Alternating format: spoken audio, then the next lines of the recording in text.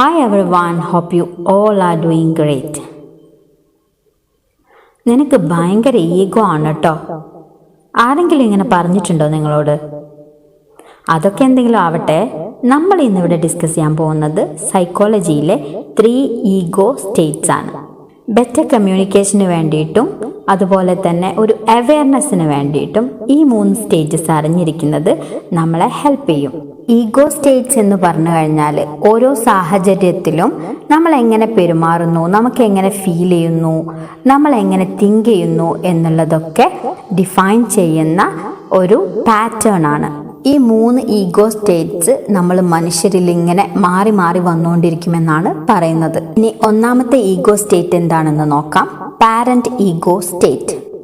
നമ്മളുടെ behaviour, thoughts, feelings ഇതെല്ലാം നമ്മൾ കോപ്പി ചെയ്യുന്നതാണ് നമ്മളുടെ പാരൻസിൽ നിന്നും, അല്ലെങ്കിൽ പാരൻ്റൽ ഫിഗേഴ്സിൽ നിന്നും, അല്ലെങ്കിൽ നമ്മളുടെ സൊസൈറ്റിയിൽ നിന്നും.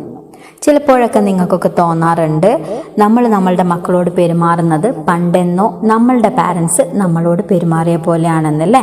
അങ്ങനെ ഒരു അവെയർനെസ് വരാറില്ലേ? അതുപോലെ തന്നെ നമ്മളുടെ പാരൻറ്റിനെ പോലെ നമ്മൾ സംസാരിക്കുന്നു, അതേ ജെസ്റ്റേഴ്സ് കാണിക്കുന്നു എന്നൊക്കെ പലരും കോംപ്ലിമെൻ്റ് ചെയ്യാറുണ്ടല്ലേ. ഇതൊക്കെ പാരൻ്റൽ ഈഗോയിലിരുന്ന് നമ്മൾ കമ്മ്യൂണിക്കേറ്റ് ചെയ്യുന്നത് കൊണ്ടാണ് ഇങ്ങനെ പറയുന്നത്. അപ്പോൾ കാര്യം മനസ്സിലായല്ലോ? എന്താണ് ഇവിടെ സംഭവിക്കുന്നത്? നമ്മളുടെ പാരൻസിൽ നിന്നോ അല്ലെങ്കിൽ ചെറുതായിരിക്കുമ്പോൾ നമ്മൾ ആരെയാണോ പാരൻ്റൽ ഫിഗറായിട്ട് കണ്ടത് അവരിൽ നിന്നോ നമ്മൾ അക്വയർ ചെയ്തിട്ടെടുക്കുന്ന അവരുടെ ചില ബിഹേവിയേഴ്സ്, ഫീലിങ്സ് ആൻഡ് ഇമോഷൻസ് ആണ് ഈ പാരന്റ് ഈഗോയിൽ നമുക്കുണ്ടാവുക. സെക്കൻഡ് ഈഗോ സ്റ്റേറ്റ് ആണ് അഡൽട്ട് ഈഗോ സ്റ്റേറ്റ്. ഈ ഒരു സ്റ്റേറ്റിലിരിക്കുന്ന സമയത്ത് നമ്മളുടെ ബിഹേവിയർ, തോട്ട്സ്, ഫീലിങ്സ് ഇതെല്ലാം ആ ഒരു മൊമെൻറ്റിലെ സിറ്റുവേഷൻ അനുസരിച്ചായിരിക്കും.